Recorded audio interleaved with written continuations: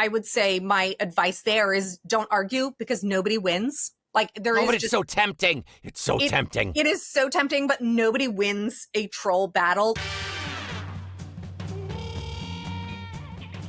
Hello! Ruff Ruffman here. You know me from my game show, Fetch! And also probably from the ill-fated single episode of my gardening show. Well, this happy little bonsai tree and I have been discovering its inner shape for 10 wonderful years now, and with this next cut, we're about to achieve perfection. But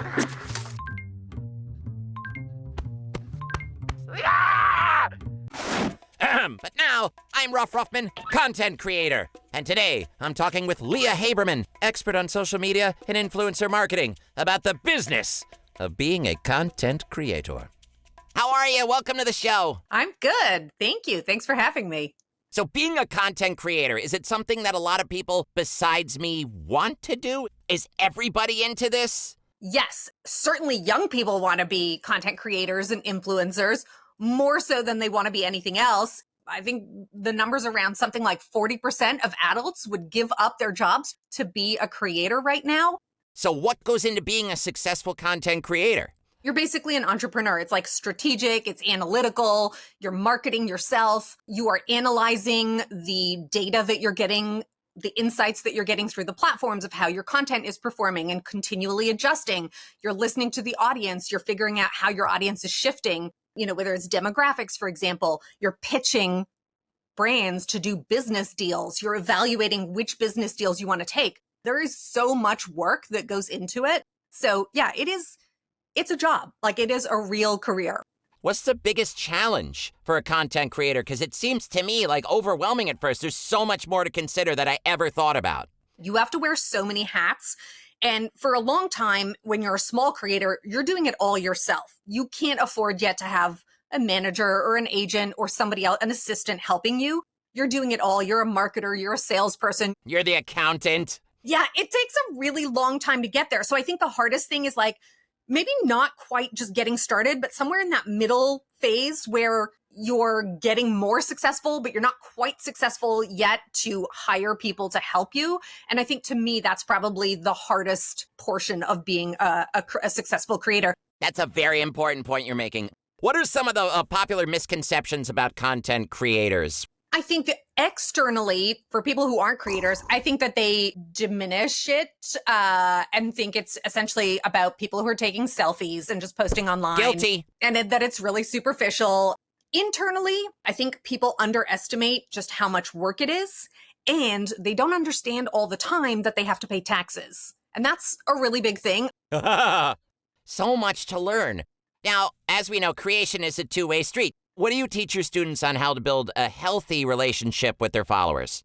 You know, a couple of different things. One is to understand that this is a conversation. And so not to just consider yourself kind of sitting up high, making pronouncements that people can't comment on or respectfully disagree with. Like you're going to get people that will not agree with you, and that's okay. If you get people who are trolling you, that kind of like moves into a whole other domain. I would say my advice there is don't argue because nobody wins. Like there is but it's so tempting. It's so tempting. It is so tempting, but nobody wins a troll battle. The troll doesn't win. You don't win. You just get frustrated. I think blocking and moving on is really just the best way to handle it. The only other thing that I would say too is understanding who your audience is. You don't want to do everything dictated by the audience, but you certainly want to have an understanding and a respect for who you're talking to. And you know, sometimes it might require you to kind of shift what you're talking about or try and create more inclusive content so that you make sure that you are welcoming everybody that's following you. What are some common mistakes that content creators should avoid? Where do they need to be careful? Yeah, I mean, not using content that you're not able to use or, you know, things that you don't have the rights to. I would say the other thing is short-sighted thinking. I think a lot of times when people become creators and they get their first offer from a brand, it's very exciting. All of a sudden, somebody's willing to pay you for something that you're creating on the internet. So I think it's, does this partnership make sense? Is it a good fit for me? And then also, am I being fairly compensated for this? I would be so nervous at that point. That's also something you want to think about is like, if you say yes to the kibble deal, if all of a sudden the next bigger, better deal comes along, but they say, oh, the kibble people are a competitor of ours. We don't want to use anybody that's ever represented this kibble, or for some reason we don't like this kibble, like, you're screwed.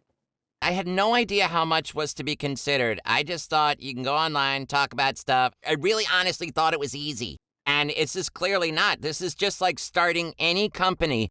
What's the best piece of advice you can give an influencer who wants to have a longevity with their, I don't know, brand or themselves or just being an influencer? I think one is, like I said, have a really big picture of where you're going and understanding, I don't want to just get 100,000 followers and be paid in free t-shirts, but maybe I want to have this big audience, and then this is what I want to turn my audience into. Like, have a big picture goal in mind.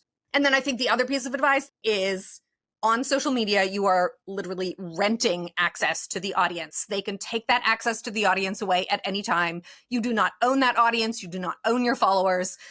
Find ways to convert your audience, your community, to people that you can reach directly, whether it's a website, whether it's a newsletter, whether it's maybe having in-person events. I think that's so important because we don't know. We don't know where these platforms are going to be in 6 months, a year, 2 years, 5 years, certainly. Yes. I mean, the only thing you can expect is that there will be changes. Awesome. Oh my goodness. Leah, thank you so much for talking with me. I learned so much. You're on your way. Thanks a lot for being on the show. All right, thank you. A big thanks to Leah Haberman for talking to us today about the business side of being a content creator. But now I gotta go make some calls. Apparently, she mentioned taxes need to be paid, and I don't remember writing any checks lately. I may be in trouble. Fingers crossed. See ya!